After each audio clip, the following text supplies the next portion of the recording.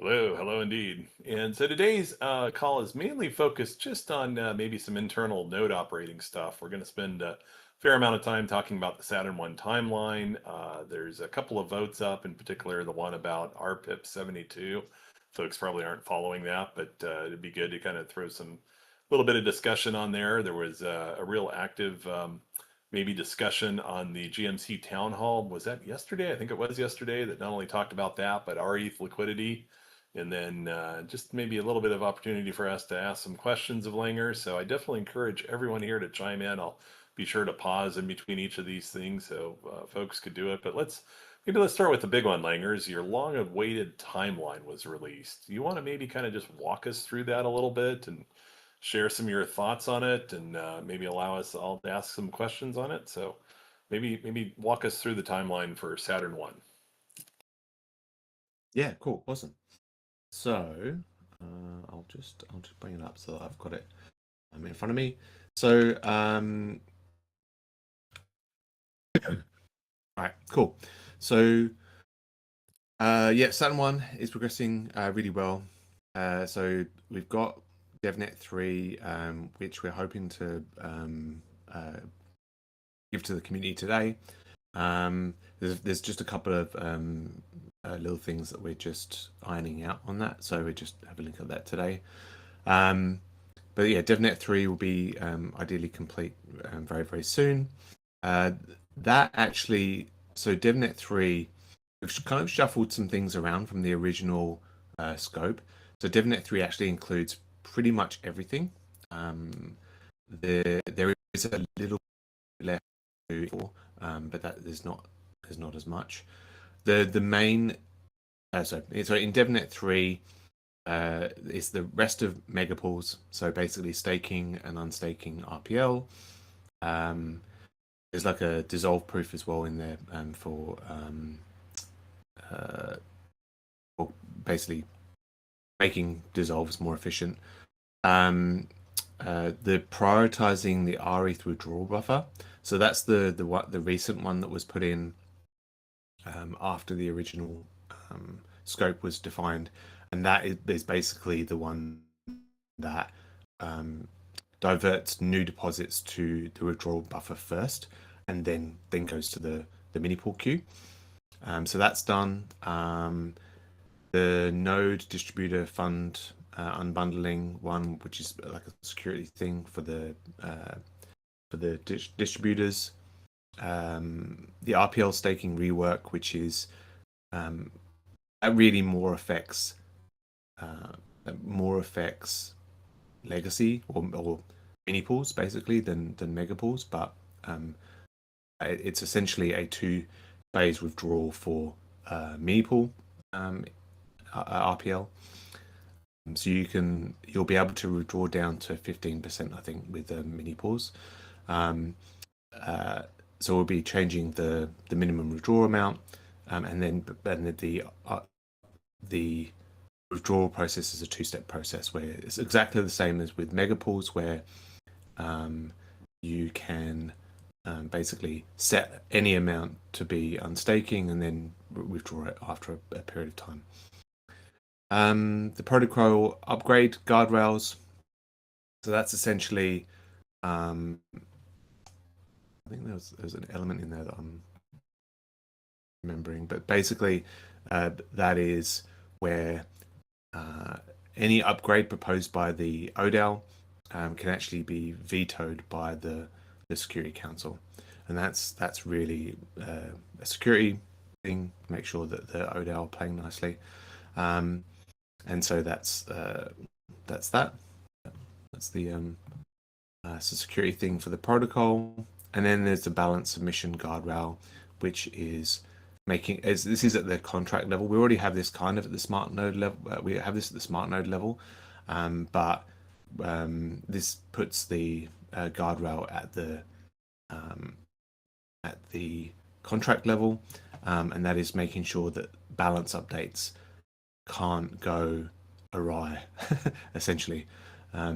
So it can't change by more than X amount on a per day basis.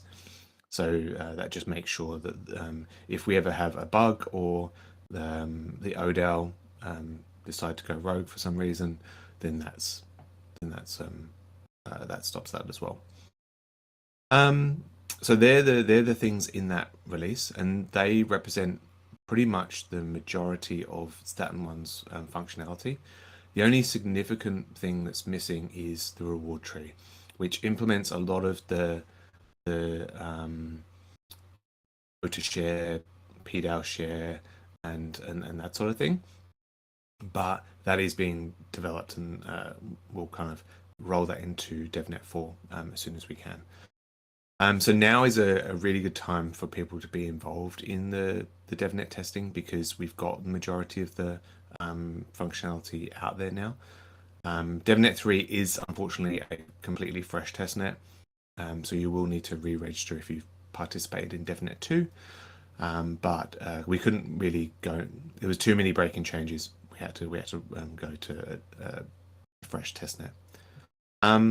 Yeah, so we'll have some more information on that when we put it live, or open it up to everybody. It is kind of there for people to play around with if they want to, but we haven't officially kind of announced it until we've kind of finished off these last little bits. So that's the DevNet testing. Do you have any questions and stuff on that? I'll pause for a bit.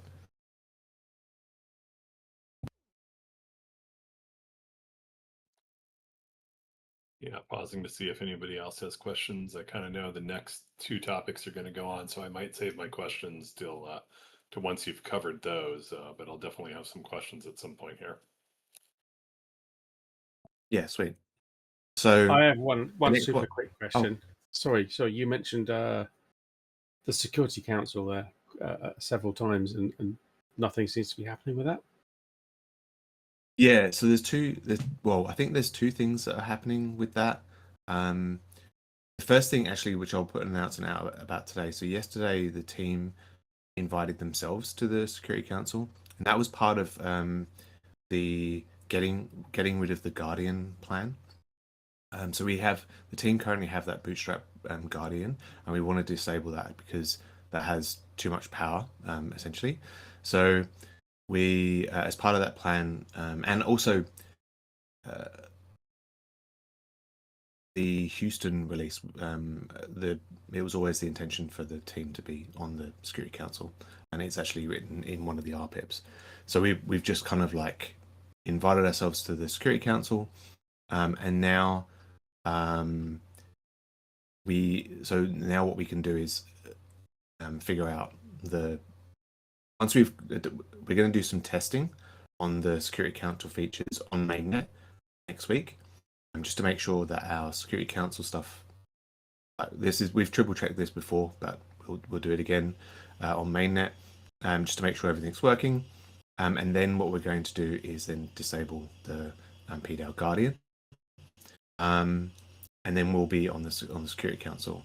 In terms of expanding the community, the Security Council, so I think that discussion is in the works. I think it's more around how, the policy around the Security Council, or pretty much the expectations of the members of the Security Council.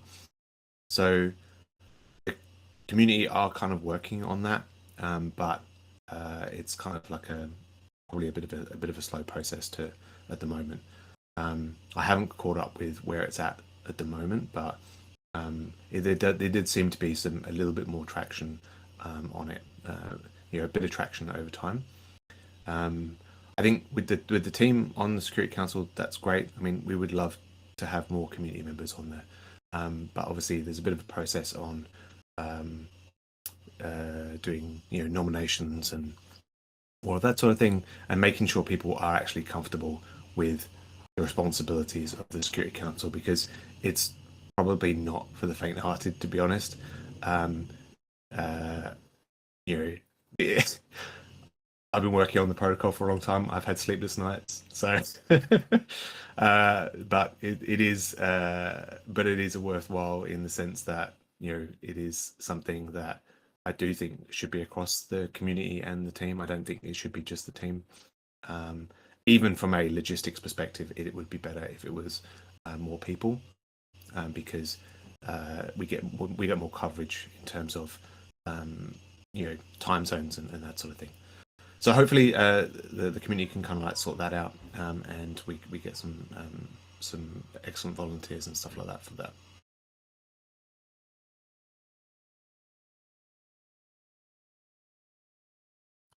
Yeah, thank you very much for whoever answered that question. Julia, I don't know if that was you or not. Sorry, I wasn't looking to see who went active, but excellent question.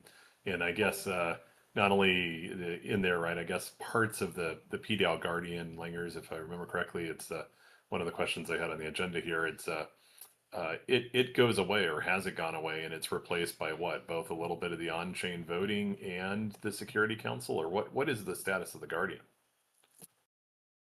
Yeah, so there were two things really that we needed to do to get rid of the Guardian, and that is on-chain voting for changing settings and that sort of thing, which was obviously delivered in Houston, and now it's it's been exercised in the wild, and it's been working really well, and so we're really comfortable with that now.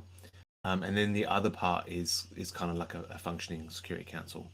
And I mean, with us just on there, that's fine. I mean, that's basically the situation we have at the moment. But as I said, eventually it'd be good to have other community members on there as well. But with those two things done, so we joined we executed the Bootstrap invite and join yesterday. So we're now on the Security Council. We have like a Gnosis safe that's connected to the Security Council. As I said, we will go through and then just test to make sure that whole process works. Essentially, when I say test to make sure that process works, test to make sure that we can pause things in the protocol. So we'll set up like a maintenance window next week where we will just go through and do a couple of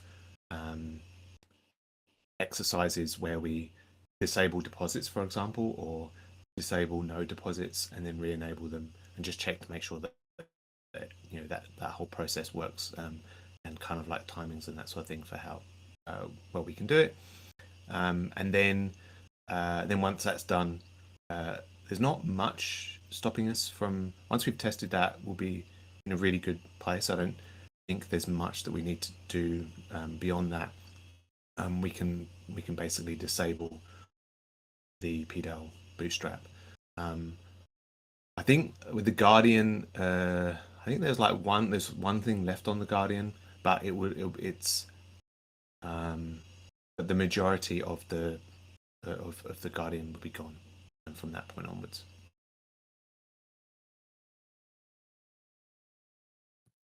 Okay, I might ask you some questions about it a little bit later on when you start talking about the timeline. But let me see if what you're talking about on the DevNet 3 is my understanding correct, that all of the smart code changes that were envisioned in Saturn 1 have basically been made now in DevNet 3.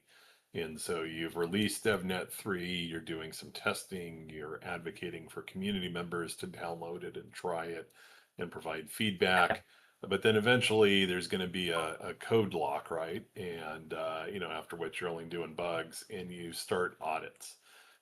And the other remaining work in Saturn 1 is DevNet 4, but really that's offline. That's the tree generation part, right? Is that a fair summary? Yes. Yes, that's correct. So actually, code freeze for the contracts is basically today.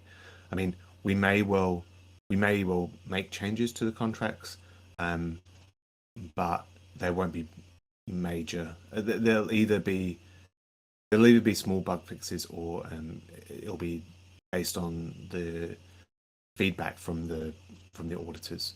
So code freeze for the contracts is actually today. We will be handing over the commit to the first auditor, Sigma Prime, today, and they will be kicking off their audit next week. So so it's pretty it's happening is what I'm saying. So Sigma Prime will be starting their audit next week, and then we'll go through that whole process. We can go through and do DevNet testing. If we find issues, we can fix them. I mean, the audits will naturally have some code changes in them as well. We don't want to change it too much, obviously, because it's basically just be bugs. It won't be any more features. Because the audit, we can't change really the code on the auditors too much. They have some flexibility, but it's not very good to change it all too much. So that's what we were working with the auditors on, and obviously they'll give us feedback through the process, and then we can kind of like make changes as we go. So the audits, as I said, will start next week. We got 3 audit teams. We got Sigma Prime, Bausek, and Speedbit Cantina. They're slightly staggered in terms of their start times. So as Sigma starts next week, then Bit and then Bausek start like a week later after that.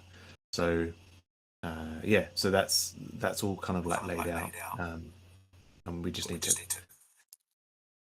And then in the auditors, a question I had, and I'll pause here to see if others have it. So two of those auditing firms, right, Belsec and Spearbit Cantina, those are new to us. You want to just share a little bit about some thoughts about those auditing firms, and are they all tasked with the same assignment? I know they work independently, and that way you get basically 3 independent audit reports on there, but are they all covering the whole spectrum? But maybe share a little bit more about some of those thoughts.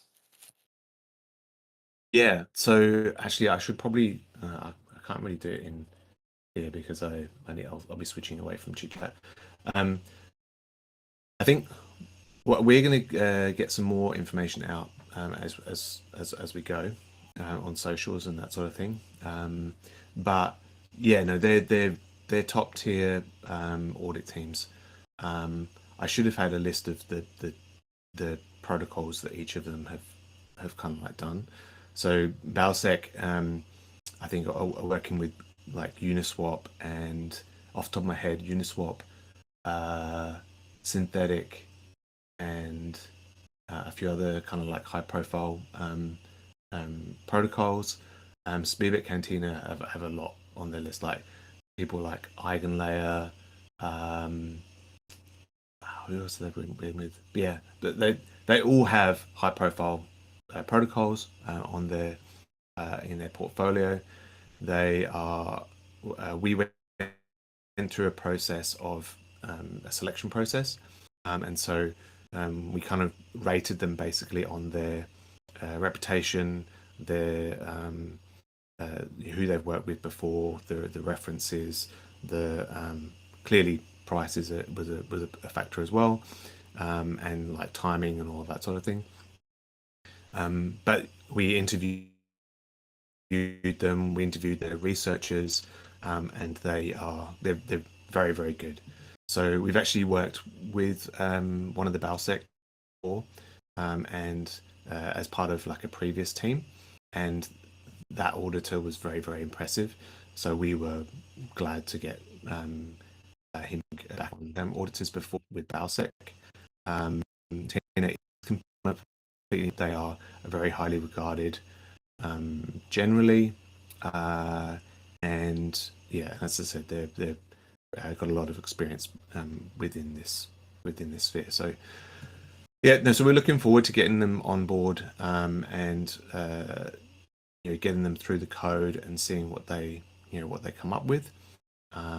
Yeah, no, and it will be interesting because we'll have quite fresh eyes on the code and that sort of thing.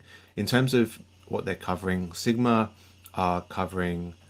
They're doing an update audit, so they're doing like a incremental audit, but so much has changed in Saturn that they may as well be doing a full audit. So Sigma are doing incremental audit, but it's pretty much a full audit. Balsec and Spearbit are basically doing full audits, so they're going through pretty much everything. I think the only real part that's not changed, although it's still influenced, is like the on-chain protocol DAO stuff. So even that has some changes because it's related to how RPL is staking and that sort of stuff. So pretty much everything in Rocket Pool has been touched by Saturn One. So that's why the audits are quite extensive, because there's so much to kind of like cover. We're essentially auditing the entire code base again, which I think is good. I think as with fresh eyes and looking over it, I think it'll be fantastic. All right, thank you. Let me pause, see if the community members have any questions so far.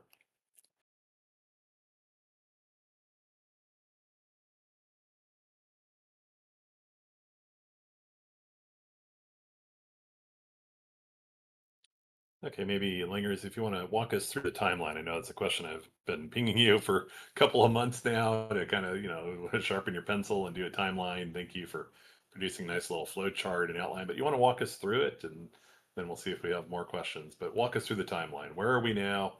Where do we need to be? When is launch date? What's happening? Yeah, thank you for keeping me honest, Ken. It is actually appreciated. The pressure is actually useful. So, right. So, as I said before, we're wrapping up this DevNet 3. We've got DevNet 4, which will basically the largest part of that will be the V11 reward tree spec. Patches has been working on that with Fornex and TPAN, and it's coming along. So we should be good for that to be wrapped up pretty soon. That'll be rolled out as you kind of said, it's not well, there are some contract elements, but the contract elements are already developed. So the deployment of that is all kind of like smart node stuff. So we'll just roll it out to the DevNet once it's finished, and kind of like test it on the DevNet. So that's kind of like mid-July, and that's basically mid-July going into kind of end of July, and then we've got the audits starting next week for the Sigma Prime. As I said, then Spearbit Cantina start like about a week or two after, and then Balsec start a few weeks after that. So they'll all have like staggered finishes. I think the last one to finish would be Balsec, and so yeah, they'll go through their audit process. Ideally, what would happen is Sigma will get into the code and give us some feedback, and we can maybe fix that before it goes into the next audit, if you know what I mean. So that's what we're kind of trying to aim for, is that because they've got a staggered start, we can kind of get some early feedback, and if there's anything major, we can kind of like fix that before it goes into the next audit. But then each of those audits will have like a fixed check week afterwards. So Balsec will finish, and then by the time we get to Balsec, I'm hoping that there won't be that much left kind of like to do, but we'll have that week of fixed checks. That wraps up basically at the end of September, and so once that's done, in that meantime, while the audits are going on, we can be doing DevNet testing. There is a lot of testing to do. We've been doing testing as we go. Like we've tested a lot of the DevNet 1 and DevNet 2 stuff. DevNet 3, we've basically just done a smoke test. It's not really DevNet 3 yet, so we're going to go through and do that while we as we go, and obviously with the DevNet 4 stuff as well.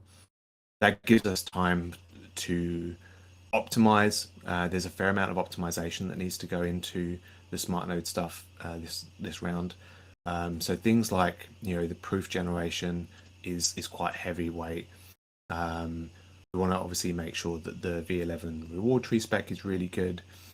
So there's a lot of optimizing and refining. So particularly with community feedback, that's where we can really refine the interface as well. So the smart node interface, making sure we have the right text in the right places, make sure the flow is really good. And so your kind of like feedback on all of that stuff, and obviously the feedback on this doesn't work would be really good. And so the other interesting thing with Saturn is with the proof generation stuff, it's really good to try to test it on as many different systems as possible to make sure that it works really well on lots of different systems. So, and lots of different client combinations and all of that sort of thing. So that would be really helpful if we can get a good broad base of testing in terms of different client setups and that sort of stuff. So that's so that whole process can be going on over the next sort of 8 weeks, and then so hopefully by the time we get to the end of September, all the code will be audited. We'll have a really refined and optimized smart node stack. Everything will be really solidly tested. And then we hit basically October. October, we will do all the code obviously will be frozen from that point. I think in terms of the smart contract code, we'll put that out to bug bounty. I think we've actually got another audit team that they want to do. We're not holding back the timeline for them, but they're going to do essentially another audit for us during the bug bounty phase, which is good. That's really awesome of them to do that. So we'll put that out as well. We'll release the audit staff, prepare the release. We'll do the the testnet release. That is to basically just to test the staging and release process, and that sort of thing. So that should be quite short testing the testnet, putting it on the testnet, because it's really just a smoke test to make sure that the upgrade process works and all of that sort of stuff. And then we can then that was one question I had, if you don't mind, is so like in the dev nets, it sort of seems like because they're different contracts and in kind of different settings, when you join the dev net, you're kind of joining or testing the contract as if you're a new node operator once Saturn 1 is launched, right? There's no way on the DevNet to take existing mini pools on the Hoodie network and play with them in the DevNet 3 environment, right? Yeah, so DevNet 3 is just Saturn 1. DevNet 2, we did have mini pools, and we went through a few different tests for that. I think what we're going to do is, I guess there's two options actually. So we can re-release DevNet 3. It's a bit more. We could more of an involved process, but we used as Houston, and then get people to put mini pools in, and then go through and do DevNet 3 Saturn release and all that sort of stuff. What we're probably leaning towards at the moment is keeping DevNet 3 as just Saturn. We will probably do a ScratchNet, just a dev release where we do some more testing from the mini pool perspective. Go through a whole bunch of mini pool to mega pool tests and that sort of thing. We've already done some of that testing, but I think we'll do a bit more of that. I'm not quite sure whether we do that as a full DevNet or whether we just do it as a ScratchNet, because we have done some of that testing previously, and I'm just conscious that I want to get everyone testing. I suppose we've got quite a lot of time, DevNet testing time, so. Yeah, I guess the reason I was asking the question myself, just personally, is many of us here on the call are existing node operators. We of course have mini pools, 80 LEBs, Yes. 16 LEBs if you have them, and so the real, some of us might be playing with the DevNet, testing the new mega pools and the new Saturn One, but really the question is okay, how does the transition work, right, in the real launch between when we have mini pools and we want to convert and join the various queues for mega pools, and just how can we simulate that and try out the Yeah. process and learn the technique and the challenges, etc. The issue is that once we release Saturn, mini pool deposits get disabled.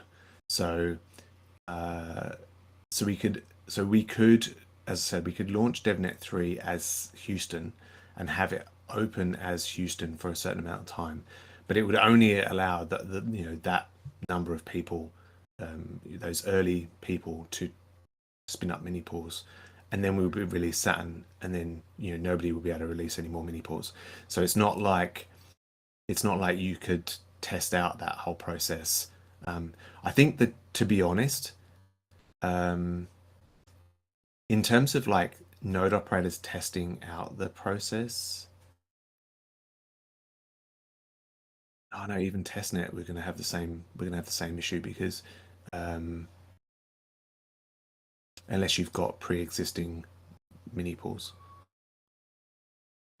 Yeah, no, I totally get that. Like once you launch it, and you can't go back on whatever net. Yeah. But I'm just thinking, and I don't know which one's better, but somewhere you should probably launch it as Houston, give people a week or whatever to spin up mini pools that want to try it out. Maybe no one takes up on the offer, and then those that participated early have those mini pools, and then they can transition with them as you launch Sat One on that final test net. Okay, let me have a chat to the team, and maybe we can do that for this DevNet release. Yeah, we might. Yeah, let me have a chat with the team and Yeah. see if we can do that, because Yeah. I think we'll probably have to do that. I mean, you'll definitely have to do it for the test net, right? Because we already have Yes. it on there. So yeah. Yeah, no, it'll definitely happen for the testnet. So I don't think it's necessarily like on the testnet. Actually, I think there's two things here, right? So there is making sure that we have enough testing of mini pools interacting with mega pools, and that whole process, making sure, and that's more from a functional testing perspective. And I think either we can do that with DevNet 3, or we can do it, if all the team can just do it with a ScratchNet and just go through that process, because it doesn't necessarily have to be the whole community testing that. So we could do that in the DevNet testing phase. In terms of people getting used to the migration process, and from a node operator perspective, I think the testnet is probably the better option anyway. What we can do is, as we get closer to releasing it to the testnet, we can say to node operators, if you're interested in testing the process, now is the best time. Go through, spin up mini pools on the testnet, and then we will then transition the testnet, and then they can go through that whole process and make sure it works for them, and they're comfortable with that process during the testnet. So I think the testnet is probably better for that use case, rather than the testing use case. Okay, perfect. And then let me get one other question in, and then I'd like to open it up to the community for questions in here. So the other question I kind of have is, I was maybe somewhat under the assumption there were some decisions or settings that we needed ahead of the launch date, right? Some of those is we need the vote on the the RPL capture tokenomics, right? Which doesn't go into effect Saturn 1, but we wanted clear governance decisions in place at Saturn One, so those joining in the mega pools know what to expect when they become implemented. And then somewhat in my recollection or in conversations here, I thought maybe we thought there might be some good settings to turn on or enable ahead of Saturn One, like perhaps stopping mini pools because we don't want people to continue to form mini pools, right? Post Saturn One, they won't be able to form many pools, so and to save up some of the deposits for the mega pool. Um, but at the same time, trying to have always productive ETH in the protocol. Have you given any thought about what settings and what kind of pre-launch things we need to do outside of the code and the reward tree? Like what are the votes and what are the settings we need to do? So I think the I'll take those two different things because that is basically the two things I think. So first of all, there is the default. So default settings within the Saturn One RPIPs. Now, if everyone's comfortable with those default settings, then I don't think there's much that we need to do. The only one that does need to be done from the RPIP perspective is the RPL value capture vote, which basically just defines what RPL value capture mechanism is going to come next in Saturn 2. In terms of the settings, I mean, I think it's probably worthwhile having a vote on options for the values. So things like the overall commission, no commission, voter share, and all of that sort of stuff. But if everyone's happy with the default values, then we can just move ahead with the default values. There is this prospect of capping mini pool deposits, or at least pausing mini pool deposits. So yes, I mean, again, I think I've kind of like bounced it out in the community a couple of times. I'm not quite sure whether there's been any consensus on whether we should or not. I think I think people were more interested as we get closer to the release date. But yeah, I don't know. I'm waiting for community feedback on that. To be honest, we don't have as big a queue, but by the time we get closer, we may have a bigger queue. So yeah, I don't know from that perspective. I think from what I remember from the discussion, I think it was basically that we would leave it to the last minute, or not last minute, but closer to when we're actually releasing. I guess that was my follow-up, is when, from the team's perspective, maybe I haven't thought about this, but when would you actually like clear decisions from the community, like a vote about the settings and a vote about the value capture, right? Like, I mean, is it you have 3 months between here and launch, right? July, the remaining part of July, August, and September, and I guess October too. But like when ideally would you want to see that, to have the pre-launch conditions determined by the community? So they're just parameter changes, really. I can't see anything from a testing perspective that would really affect things. If it's basically just changing the parameters of like voter share and node share and that sort of stuff, it's not a big deal. We don't need that too early, is what I'm saying, because it doesn't necessarily have a testing ramification. So the numbers are the numbers, whether it's one number or another number, it doesn't really matter. So we can wait until the last minute almost. But probably sometime in September we would need to have those finalized, so that we can make sure that we update those before the end of the audits, and just make sure that we roll those out on the testnet, and that we can actually code freeze the code basically. So yeah, sometime in September would be the last point essentially. Okay, let's just take a little pause, see if the community has any questions so far.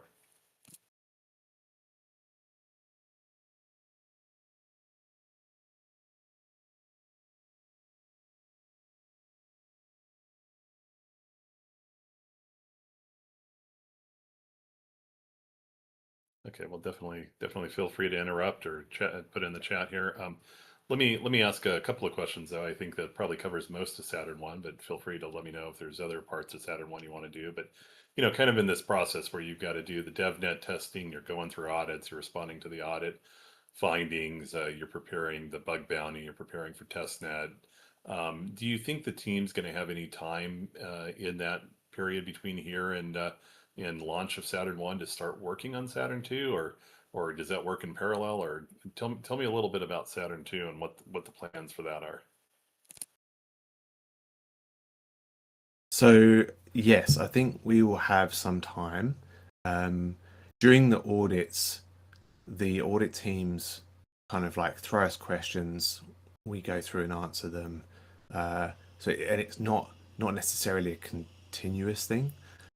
So we should have a little bit of capacity to start thinking about Saturn 2 and doing Saturn 2. Yeah, so I would say that we would have some time. In terms of smart node side of things, the DevNet testing will probably mean that we'll have a lot of feedback at the beginning, less feedback near the end, and so again, those guys will have a bit more capacity by the end of the period as well. So yeah, I think we should have some capacity to start thinking about Saturn 2. Okay, and there's a couple of things that I think are kind of being toyed with Saturn 2, and so at least maybe one of those is up for a vote. Maybe it's a Saturn 1 setting or part of that vote for it. But there's two votes that are up right now, right? One is for IMC membership. So just a little bit of an ad here. If you haven't had a chance, go look. There's a number of excellent candidates that are running for IMC membership. The vote is live, right? So definitely vote and signal whom you think would be a great contributor to the IMC.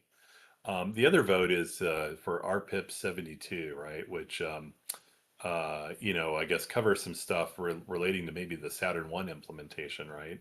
And it's to signal about, I guess, doing a couple of things in there. Anything on that vote, RPIP 72, that you want to cover or highlight and kind of explain how that affects Saturn One or affects the plans for Saturn Two?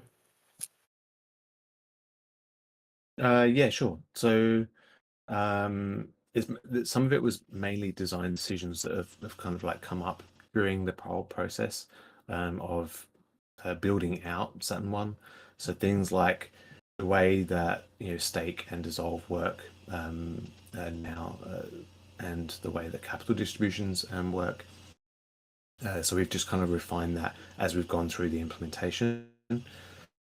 There's also a new PDAL share variable in there, which is initially set to 0, but what it actually does is, it has a default value of 0 at the moment. But what it actually does is it means that there is an option for the DAO to have a portion of the rETH commission go to the PDAL, which I think is good. I think it's good to have that there as an option, and so that we can kind of like evaluate it and figure out what we want to do in terms of the revenue of the PDAL in general. So that's in there. Then there is about ratifying the inflation change. So that was more of a kind of like a governance. We're just being really explicit. So there was a previous vote on the Saturn RPIPs to needed for the inflation change, and in one of the other RPIPs that we've got, it says that any inflation changes should be a supermajority. The previous vote was a supermajority, but we didn't explicitly say that we needed a supermajority. So I think we're just covering every, making sure that we're being really, really clear. So essentially, the whole thing needs this vote needs 75% supermajority for it to kind of like go through. So definitely vote. Make sure that you vote on these ones because it does make a difference. Yeah, and I guess the way I look at these is these are what, maybe 4 change orders, I guess, in the excuse me, after the team had built Saturn 1 that we realized we either weren't explicit enough or a correction needed to be made to the RPIP, right? So this is sort of like a change order that just, ratifies in governance the design of Saturn 1. Is that a fair way to express it? Yeah, that's exactly it. So sometimes it's the fact that we're just being a bit ambiguous, or we could say things a little bit better. So, or we just refine the design. So as you know, often when you get into implementing things, you figure out, oh, actually, there's a better way of doing it, or just a refinement, basically, and that's what these are. Okay. Well, let me ask one other question here, kind of an upcoming one. You probably haven't had a chance, but yesterday there was a really active GMC town hall that kind of had a discussion by Honolulu that talked about the need for strengthening the rETH withdrawal liquidity, right? Like, I think we kind of recognize that we need to continue to make improvements to always have rETH be one of the most attractive LST tokens on there. And one challenge is always like maintaining the peg and how to have rETH holders signal withdrawals in there. And so there was a conversation about maybe the GMC funding some research analysis on how to actually do that, given some of the existing design parameters of rETH, and then some way to implement it. Have you had any? I know that was just yesterday, and we didn't have the team there, but any thoughts about that, or rETH withdrawal liquidity? I know it was chatted about a little bit in the Discord, but has the team had a chance to look at that, or think through it, or decide? Any thoughts on it? Yeah, it's definitely something that I want to get the team to look at once we've got the capacity to do that. So if there's some lull time within the audits, then hopefully we can do a little bit more design work on that stuff. To be honest, I think the stuff that there was a big discussion quite a few weeks ago, or maybe it only feels like a few weeks ago. Maybe it was actually a couple of months ago, but a good few weeks ago on the withdrawal stuff. And I think we got quite far in terms of thinking about how that might work, particularly around kind of using because I think. So there's maybe I'm missing something. Maybe there's some new stuff from Honolulu or something. But it came to essentially that we need to be able to exit node operators validators if there is okay. So my preference was that you should be able to exit validators only when there is no withdrawal buffer. So there's no withdrawal liquidity. But then after that, you can then essentially request to exit, and that whole process then goes through like a selection process for node operators to exit validators. With that, I think we came up with some reasonably good. There's a lot of criteria being thrown around, but I think there was some good criteria. Personally, I was most taken, I think, with the simplest solution, which is essentially use the amount that they're staking and their RPL amount to basically figure out whether, with some randomizer, the only slightly issue is it has to be like deterministic randomization potentially, but to be able to then choose a validator to exit and exit the validator.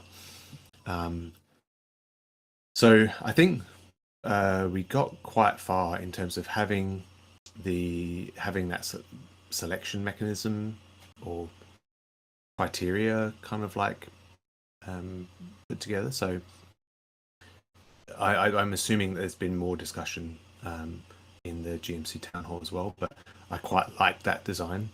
One thing I was quite keen on, we couldn't get it into Saturn. I do agree that it's necessary. I think it adds something. I agree that it's necessary. I'm mildly worried about the node operator UX around that whole process, but we may be able to make that a little bit easier we may be able to make that a little bit easier, but I do think that that needs to be thought out a little bit. So I do agree that it would be a really good thing to have within the protocol. In terms of delivering, I think Saturn 2 is a good place for it. Saturn 1 already has some withdrawal capacity added to it, with the withdrawal with deposits going to the withdrawal buffer. So that will help. And we know, I think, from previous deposit amounts and all that sort of stuff, that if it would have kept the peg a lot better if we'd have had that in place. So I think Val did a little bit of research on that already. So I think that's going to be a really good thing to have. I do think that this is a different thing. I think it makes it more applicable for larger players to have the requesting of the exits and that sort of thing. So I think that may be worthwhile. But I do think that releasing Saturn 1 first and then doing it in Saturn 2, I think is the best order. Mainly because we've already got this component for withdrawals, and also the process of migrating from mini pools to mega pools will already increase our liquidity buffer. At the moment, our liquidity buffer is empty, or pretty much empty, I think. But that whole process will actually kind of like fill it up, and so that give us a really good boost in the meantime in terms of our liquidity buffer. But to fix it fully, I do agree that some sort of withdrawal mechanism is probably necessary, and so that's why we're looking at it for Saturn 2. Yeah, no, and definitely in the town hall discussion, I think we all realized code lock was happening very imminently. It sounds like today, and so I think everybody was just optimistically hoping there could be a way to develop and include that in Saturn 2 without unduly delaying the delivery point for Saturn 2. So. Let me ask a couple other questions there as we switch, which is about the smart node. So one of the things I saw in my latest Ethereum daily feed was, I guess all the clients now support state expiatory, which allows, I guess, pre-merge states to be deleted from the full node, so it frees up a couple hundred gigabytes or so. When do we get a new smart node that might have those settings on already? Any thoughts when we might see the next release of the smart node? I think Fornax might be better to answer this, but I think it's imminent. I believe it's imminent. Yeah, anyway, I'll have a chat to him afterwards. But I think we're looking at doing that pretty soon. I can't remember whether it's all clients or whether it's I'm pretty sure it's all clients. But yeah, so that's that's very, very soon. I think we're just looking at how we can streamline it for node operators, because obviously there's going to be a fair amount of interest in that. So we're just kind of like looking at how we can streamline that a little bit for node operators, and then we'll get a release out as soon as we can. Yeah, I'm sure everybody with a 2 terabyte drive is like at 90% or holding close to it. So it might be Yeah, nice. the whole having to resync every couple of months is not ideal. Yeah, and then the other thing, I know I'm sounding like a broken record on this thing here, but I saw some other protocols were sending commitment statements about committing to commit boost, which I thought was kind of funny. But any thought on this? I know we've got a lot on our plate with Saturn 1 and Saturn 2, but any thoughts about about looking more at commit boost and whether or not Rocket Pool could signal supporting that or including that? Yeah, I mean, I think it makes sense. Headspace wise, we don't have it at the moment. But actually, so smart node side, we will have a bit more headspace once the audit starts. So we can probably start looking at that during the audit cycle, depending on the feedback that comes out of the DevNet. But I think that that should be good. I think we should be able to start looking at that sort of thing during those audit cycles. Okay. And then as we kind of bring today's community call to a close here, because I know you've got your scheduled stand up here and then a meeting with the GMC afterwards, but any things that we haven't had a chance yet to talk about with the community that you feel is important to share? Any bread or alpha? No, not at the moment. No, there's a fair amount going on. But our main kind of like focus is obviously Saturn. Grant's doing a lot of talking to like new chains and chains generally, so that's really good. But yeah, so there's a few things going on. I keep saying we've got this partnership in the works. I'm hoping to be able to put that out soon, but that's kind of moving along quite nicely. Yeah, that's about it really.